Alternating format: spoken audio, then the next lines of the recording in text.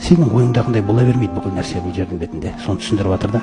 Сен ойлағандай болмайды. Сен мысалы таңертең таң намазын оқып үйден шығып бара жатқан кезіңізде, мысалы, әртүрлі жағдай болады. Біреу бүйтіп қақып кетіп, біреу автобуста жаңағы ұрысып қалып, итеріп қалып, бірдеңке істеп жүруі мүмкін сізге. Соның бәрі тәрбие. Сіз ойлайсыз, мен намаз оқып жүргеннен кейін неге мені итереді бұл? Немесе сондай әдемі кетіп бара жатасыз, бір машина бұлт еткізіп суды шашып кетеді үстіңізге. Таң намазын оқып шыққансың. Оның алдында тахаджуд, ол екеуінің арасында астағфирулла жүз рет айтқансың. Неге балшық шашылады сізге? Осындай нәрселер болады. Сіз ойлағандай болмайды.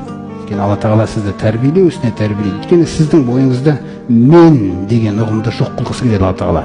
Өйткені ол тек қана Аллаға жарасатын сипатта. Мутакаббир. Алла ғана мен жараттым деп айтылады.